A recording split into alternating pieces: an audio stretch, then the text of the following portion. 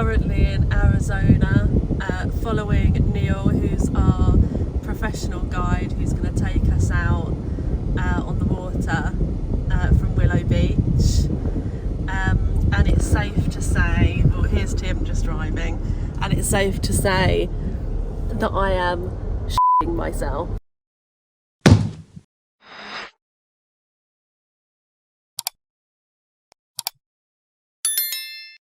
Journey through the Black Canyon, a canoe adventure. I've come to Las Vegas in the USA with my wife Claire to celebrate my 40th birthday. In the heart of the American Southwest lies a hidden gem, a place where time seems to stand still. Welcome to the Black Canyon of the Colorado River, a sanctuary of tranquility and breathtaking beauty. Very cool. I dig that. And then, yeah, this is that first aid kit. Yeah. And then the yellow box with the sat phone and the defibrillator. As we embarked on our first ever canoeing adventure abroad, little did I know this journey would push me mentally in ways I had not anticipated. Where are we going? Yeah. We're here just in between storms right now. California's snowpack right now is at like over 200% of its normal snowfall. Yeah, it's been great. We needed it. Willow Beach has a rich history with evidence of early Native American settlements in the area. The construction of the Hoover Dam in the 1930s significantly transformed the landscape and provided opportunities for recreational activities along the river. 29% of capacity. And Lake Powell farther upriver was holding about 24% of capacity. So all this snow and rain is going to help. It's not going to solve it. I mean, we're so far behind. It's not going to fix it in one season. Our journey begins at Willow Beach, Arizona, where we embark on a voyage through the Black Canyon.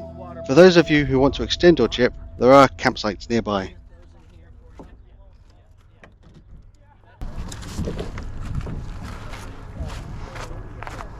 Try to avoid stepping on this one. This one's our lunches. And we've got granola bars in here for snacks. Nice. Help yourself to water, snacks, whenever you want. We'll sit down and eat lunch together a little later. Bring the paddles over this way. Totally.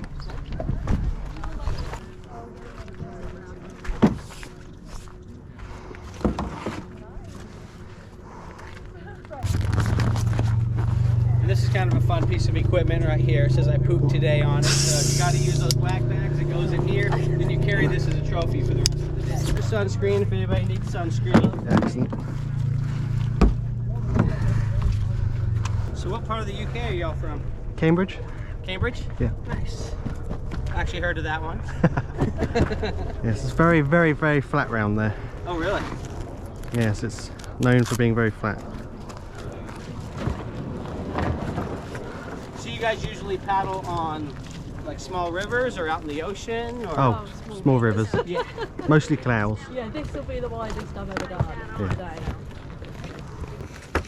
All right, got all the things. It looks like we're going out for a week. All the stuff it's nice to have just in case. Yeah. Especially when you're the one in charge. Yeah. I can do this. You can do it. Yeah.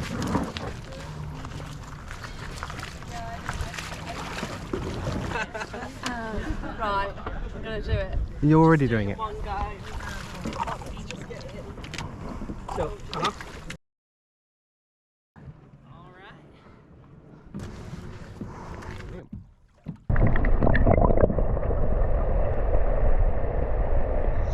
The sheer clarity of the water was both mesmerising and intimidating.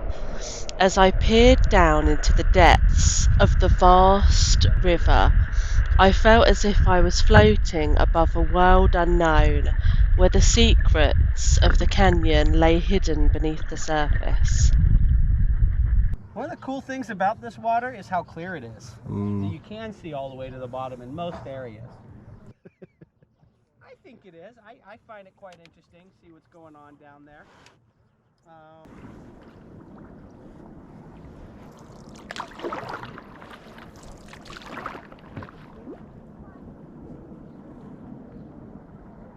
At certain points, the water seemed to disappear into the abyss. It took me way beyond my comfort zone. I'm used to UK waterways, which are a lot narrower. This was a moment when I looked down and almost paddled back to the launch point. It was an obstacle for me, and I needed to find strength to overcome it and keep on paddling. It will actually be 120 plus degrees here on the river corridor. It's what, 50 Celsius? I think the highest it's ever got in England is 41, which is just over 100, I think. Just over 100? Yeah.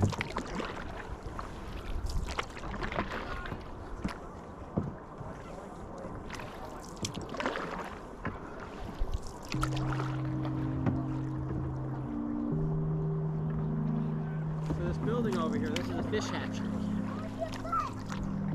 The Willow Beach National Fish Hatchery, located nearby, focuses on conserving and enhancing the fish populations in the Colorado River.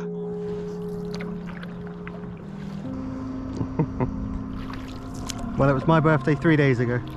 Well, happy birthday! Thank you. I should have caught that when I looked at it. I'm finding it. We journeyed to Emerald Cave, a hidden sanctuary bathed in eternal light. It's a place where the waters hold secrets and reflections of a world beyond our grasp, where we wanted to discover the true essence of the Black Canyon's enchantment. I think on average it's about 30 to 40 feet in the middle. Obviously, closer to the shore, it's much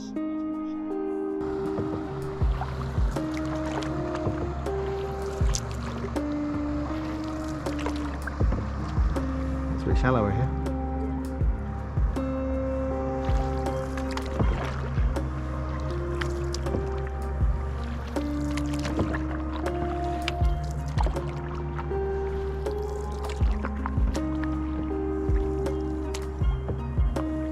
Oh, it's boiling. Yeah. Yeah, I can't imagine how hot you're feeling.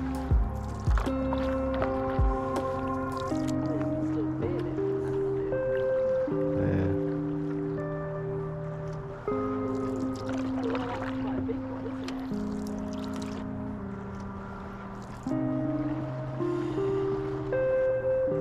It's okay. It's okay. It'll go in a minute. There you go. It's calming down now. Yeah, I think as well, like when motorboats take off, just makes me shake a little bit because it's just like, I mean, those waves just I've never had that before. Oh, really? Yeah, so it's sort of a lot to take in.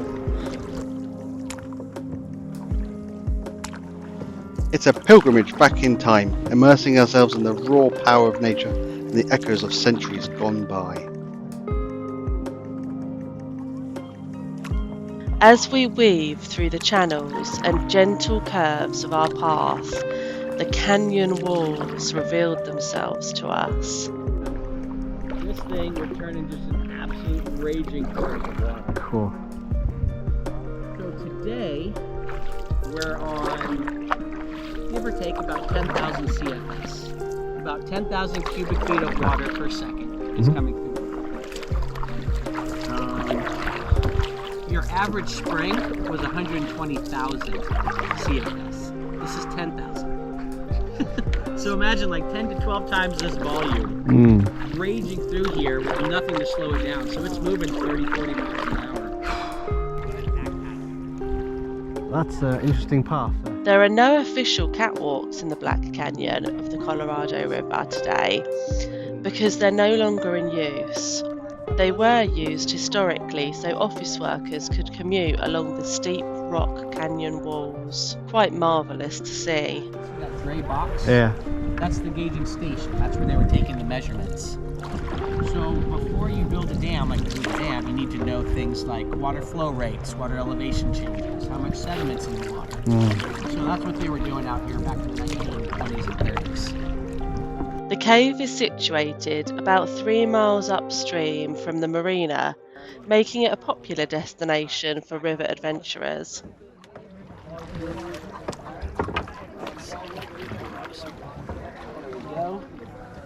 Just hang tight right here.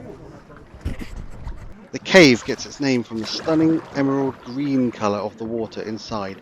When sunlight filters through the entrance of the cave, it illuminates the water, creating a mesmerizing display of vibrant green. It gets its green from the copper mineral in the rocks. No, it's okay.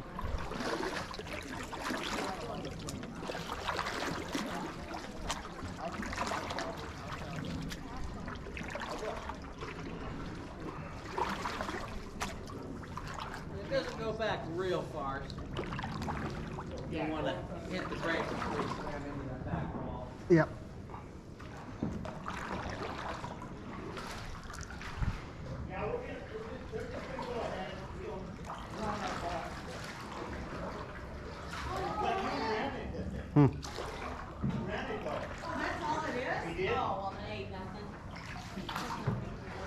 There it is. So yeah, this is known as The interplay of light and water creates opportunities for capturing stunning images that showcases the cave's natural beauty. never really fully gets illuminated in here. Yeah. But middle of summer, when the sun sets a little farther in the sky, this whole cave will glow with emerald green. It reflects up. Starting to get some of the reflection up on the ceiling there, that green. Like, see how the sunlight is over here, kind of to the right? This whole thing illuminates like that. It's pretty incredible. But even this time of year, it should make for some great photos. Emerald Cave was formed through a natural erosion process over thousands of years. The cave's location and composition of the surrounding rocks contribute to the unique coloration of the water, creating its emerald green appearance. This is actually where I get most of my sunglasses from. People put them on their forehead because they're out of the sun. They start looking around and then they fall in. And oh yeah, sometimes in the middle of summer there'll be a dozen or more pairs of sunglasses down there. That's really funny. Emerald Cove. You should get one of those pickers. Yeah, if you look like straight down underneath it, you can probably see the green. Do you know what makes it green? Or was it just the water and coincidence? Yeah, I mean, part of it's the algae and stuff in it, but I've also been told it has to do with the mineral content in the water. Copper, nickel, Copper, things yeah. like that. Sinking copper, yeah. But don't quote me on that. You're on video now. All of my facts in air quotes. Yeah.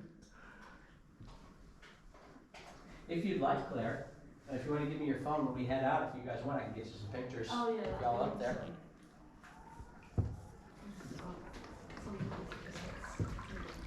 Yeah, if you go up and just kind of turn sideways, so we can get like a profile of you guys. Okay. It should look great. Cool. All right, watch you guys. Head up there.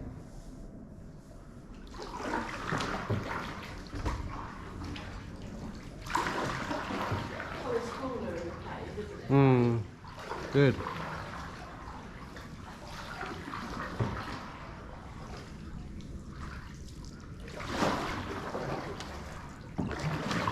Right, stop. We're going to turn us right.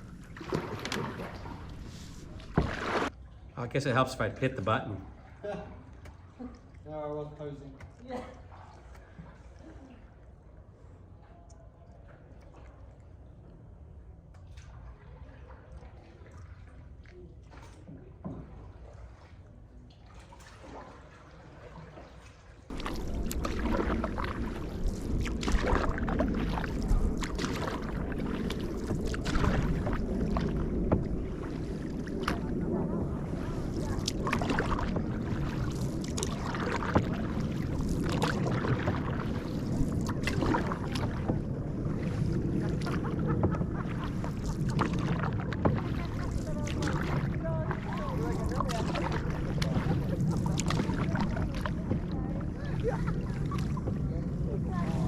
The Black Canyon is a stunning stretch of the Colorado River, known for its dramatic cliffs and scenic beauty.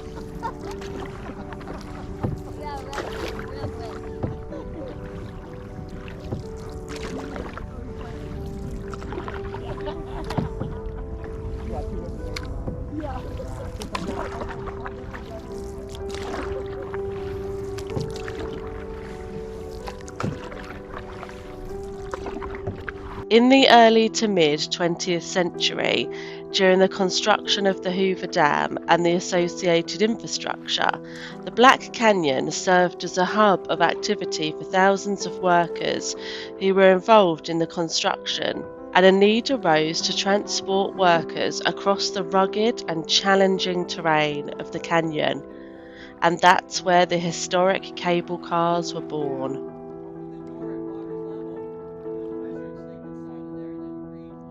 The cable cars were suspended from sturdy steel cables strung across the canyon, anchored to the cliffs on both sides, allowing workers to commute safely and efficiently across the Colorado River. Exactly 48.5 feet deep. Feet. Cool. Hey Siri. What's 48 feet in meters?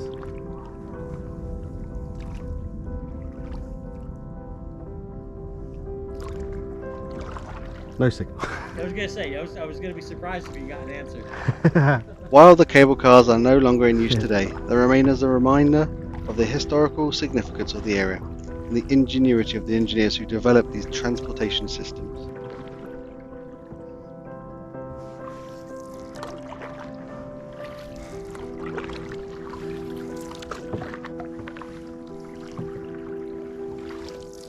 Guided by Neil, our knowledgeable and resourceful guide, we paddled further up the river towards the Hoover Dam in search of a tranquil spot to cool down and replenish our energy.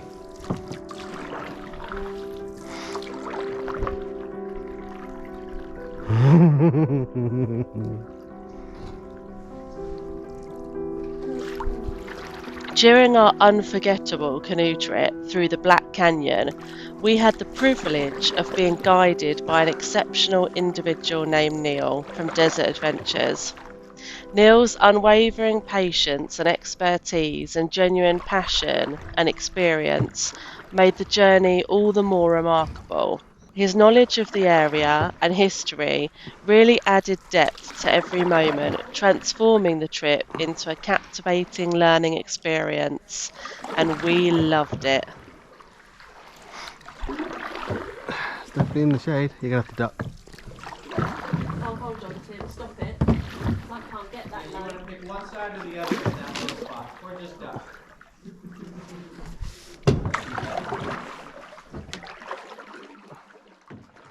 As we approached this secluded cove that Neil had discovered, the water transitioned from its deep depths to sudden shallowness and extremely clear water. We glided into the calm embrace of the cove, finding ourselves in a hidden haven that seemed untouched by the outside world. We were the sole occupants of this idyllic sanctuary, surrounded by the serenity of nature. Get you safely back on land.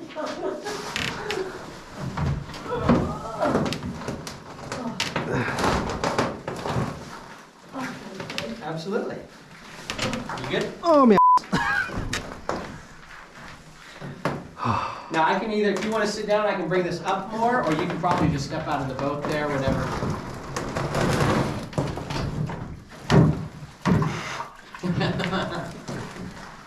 There we go. Well done, well done. Hey, would you do me a favor, grab that yellow bag right there?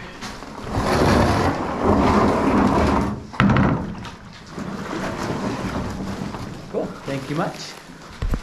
While we will always be truly grateful that beyond Neil's role as a guide, he went the extra mile to capture precious memories for us effortlessly, wearing the hat of an awesome photographer. The shaded refuge provided respite from the blazing sun, offering a welcome relief of our overheated bodies. The coolness of the shade was a soothing balm, allowing us to unwind and recharge in harmony with surroundings. With appetites sharpened by the adventure, we unpacked our well-prepared lunches. Nice big ham sandwiches, a giant cookie and fruit. Yum.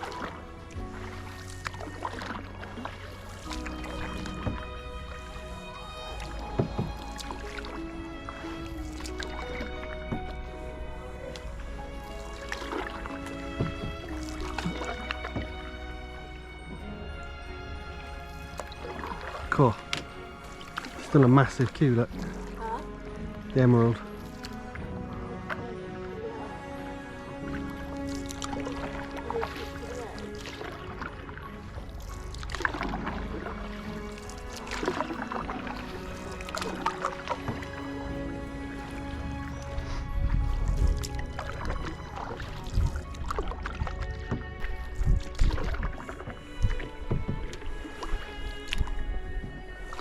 Seen a whole lot of wildlife today, but there is actually a lot more out here than people typically think Hmm. the desert can sustain.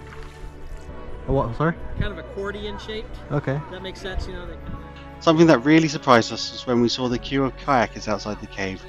We've never seen anything like this before. We have to queue on the water to enter cave. We must have queued for around 45 minutes in the blazing sun. It felt like forever. Claire and I don't usually spend long amounts of time sitting in the canoe on the water. We were glad to have done the cave, but we're still not a fan of queuing. Who would have thought? for a second.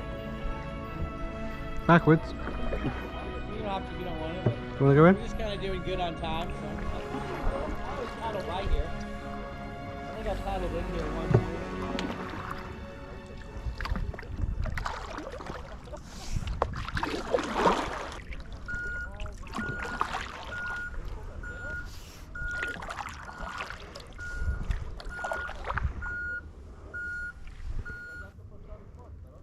Something I think is cool, especially when you're a little farther back, you're looking at these two rocks on either side of us.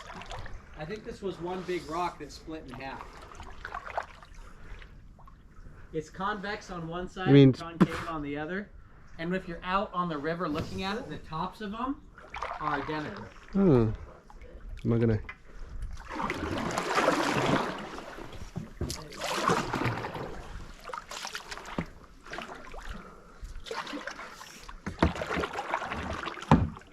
If you tore the ligament, you'd collapse. Yeah. Gotcha. The same as they were. But yeah, so I don't think I did. I don't think I broke anything. I think I got really lucky. But I'm actually gonna tuck in here for just a minute. Usually by the time I get down to this section of the river, it's like, okay, we gotta hurry to get there. Well, if we bump it, we bump it. We're not going to fall in.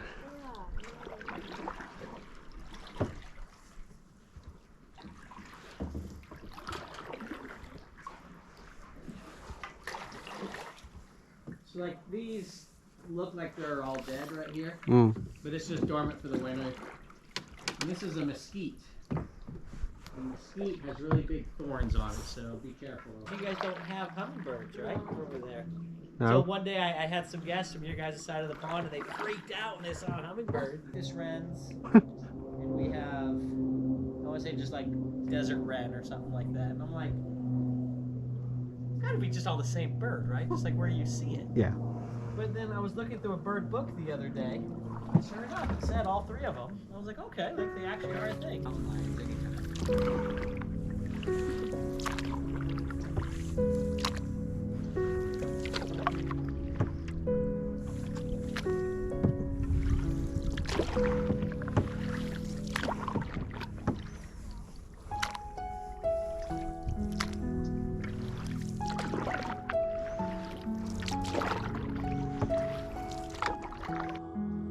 Some of it's the arrowweed is all tamarisk. The tamarisk doesn't have chokes out. There's all these old tree stumps.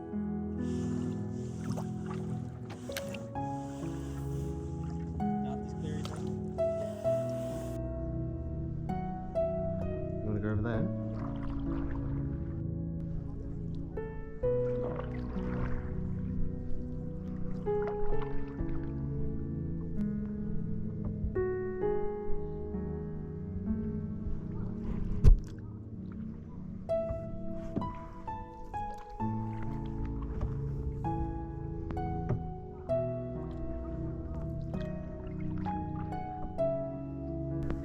Oh, yeah. Kind of closer to the bushes. Yeah, I can see him. Stan, it's just a pit stop, right? Let me release their pet.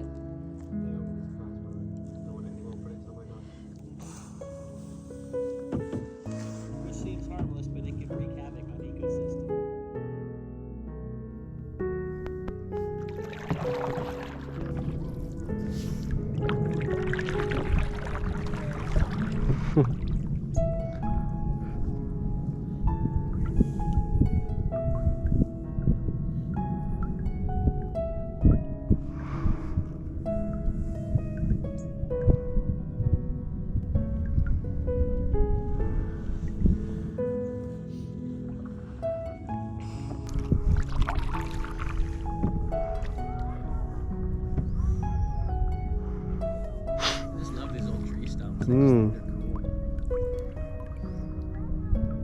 cool. Tiny little bird there. Huh? Tiny little bird there, just on the right. Yeah. I saw little ones. With every stroke of the paddle, we surrender to the rhythm of the river, guided by Neil through this majestic landscape. No, I was thinking the same thing. Yeah, they're in here. Some days you see a bunch, other days you see nothing. Yeah.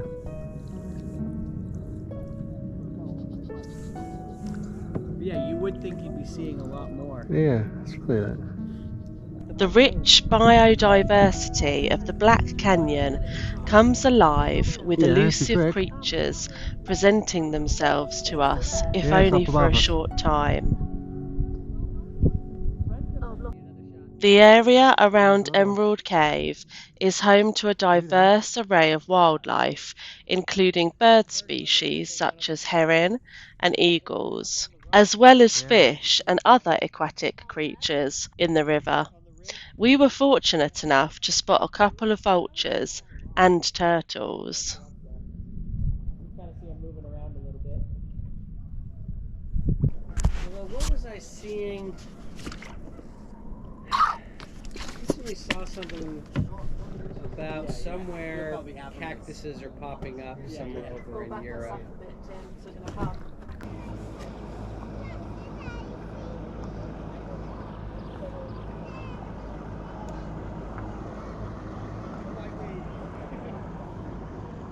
I only cost $25 for a 7-day vehicle pass, so it'd be really special to come here and camp and do a multi-day trip, and good value too.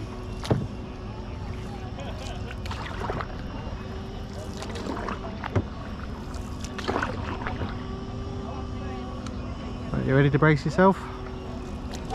Well, we're going to go in. Huh? We'll beat the waves. Where we're going to beach.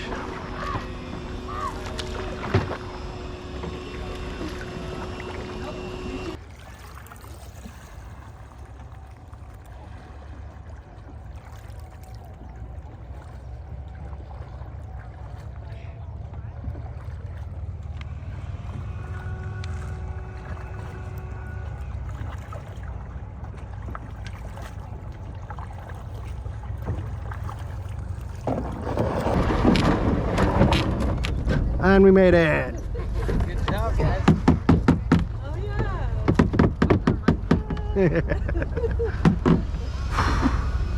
Perfect. Thank you. All right, let's do that 5 more times. Oh, So if you would just hang tight for a minute, I'm gonna go grab the van, Yeah, sure. and I'll have you guys help me throw these boats on real quick. yeah, no worries. Excellent, thank you, sir. So we're heading back. Well, no, we're not heading back anywhere. I'm really tired. We're heading on to South Rim to see the Grand Canyon from that perspective now. We've just done a day on the water leaving from Arizona, Willow Beach. Tim's driving, which I'm very thankful about. 4-hour drive to come. So, Tim, tell me one highlight for you from that trip. The little lunch cave, I really liked it. Yeah, because it was cool. That's probably why. I like seeing the vultures. Yeah, so for me, well, quite a few highlights, but I'll give you like one of them, which is when we got to the water and it looked green, and we saw 2 turtles, and they stayed around long enough for us to capture them, which was pretty awesome. On video. You didn't take Yeah, them. on video. For me, a really scary bit, I'll be honest, when I first got in, although I got in very quickly, literally straight away, I nearly turned back when I saw how clear the water was, which was stunning, but I could see all the way to the bottom, and it was by far the deepest that I've ever canoed in so far. You know, we're in 2023, and yeah, that was pretty scary. And then But it was Yeah, go on. super calm. The only time it was a bit wavy was when one boat went past. That was it. yeah, so with that, a motorboats and jet skis and stuff are all over the Black Canyon in the summer, and you're not allowed big motorboats this time of year, but you are allowed motorboats. And one didn't slow down sort of quick enough, and there was some quite big wake coming off it, which was really scary for me. I mean, it's the biggest waves I've ever canoed in for sure. So yeah, those were my 2 bits where it was a real challenge. I really liked it. I'm really glad that I went. We had a professional guide, and he was great with me because he knew I was nervous and stuff. So yeah, it was really good. Really hot, and we were right in the blazing sun. So lunch was great because we got to go into a little cove, which was Tim's highlight, and we had some lunch there, and we just beached the canoes inside, and it was really nice. It was really like small. So yeah, that's our highlights and scary bits.